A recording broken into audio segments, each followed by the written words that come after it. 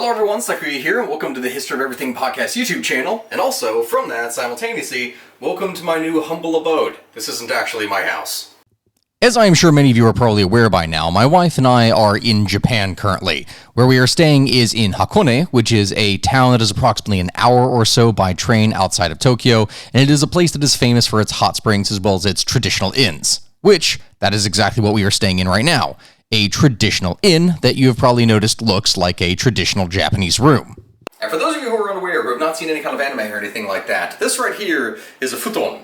Which, no, it's not a futon. Not like what you typically see, where it's that kind of just little thin covering that goes over a couch. No, this is actual just bedding. That's what this is supposed to be. So let's set it up. Now at this point in the video, we're definitely going to start rapidly speeding through this here as I struggle to attempt to go and set up a futon, which I admit is my first time actually trying to go and set up one of these things. The thing about the futon and the way that they would have this set up is that it's supposed to work hand in hand with tatami. Normally, you wouldn't set up one of these on a hardwood floor because the floors do not have nearly as much give as tatami do, which I'm going to go ahead and dive into a little bit of the explanation of exactly what tatami is. Yeah, just please, for the love of God, ignore my terrible bed-making skills, because that is, oh my God, looking back on this now, I'm doing a voiceover right now, even describing this, and I'm thoroughly embarrassed by what it is that I'm doing right now, so much so that the inn staff actually had to come in afterwards and make the beds, which they did so for me. So yeah, there's that to consider. Now, technically speaking, I could put a double layer under this here if I really wanted to, but this is honestly going to do wonders for my back at this point. I feel like I'm getting old. So anyway, on to the whole thing about tatami and how it actually works with futons. So for anyone who is unfamiliar with what exactly tatami are rectangular floorboards that are topped with a woven mat that are made from a rush plant. They are used for the flooring of traditional Japanese rooms, and the word tatami is derived from the verb in Japanese tatamu, which means to fold or to pile.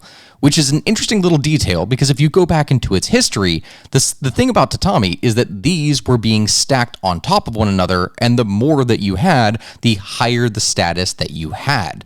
That's just how it worked, because in the beginning, people didn't actually have a lot of these.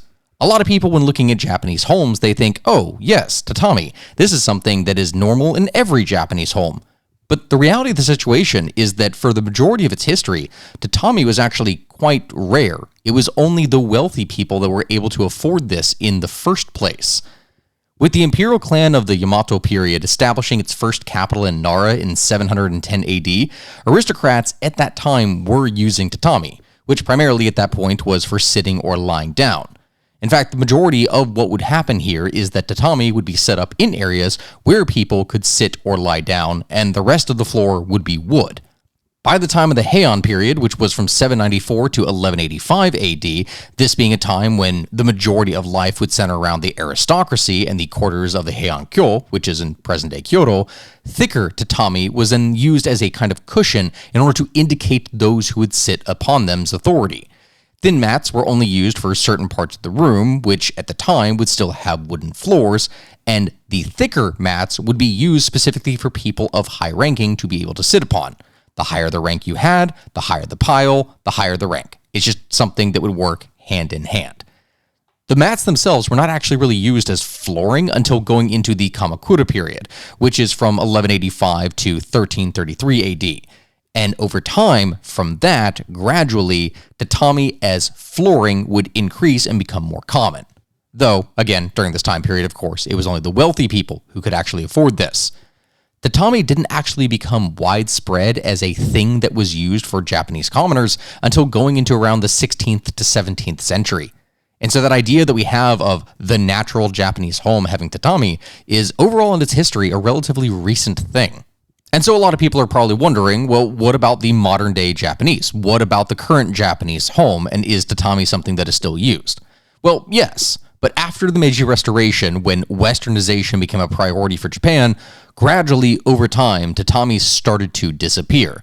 This being because it was significantly harder to make, it was more expensive, and it was harder to clean, even if for the average home, it was significantly more comfortable than just wooden flooring. As for Japanese homes today, they oftentimes still will have at least one room that utilizes tatami, and this is called a washitsu, or a Japanese-style room.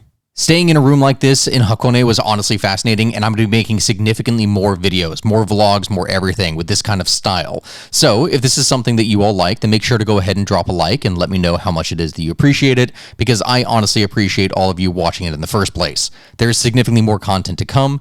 Thank you very much for listening, and I hope you enjoyed learning about the story of Tatami.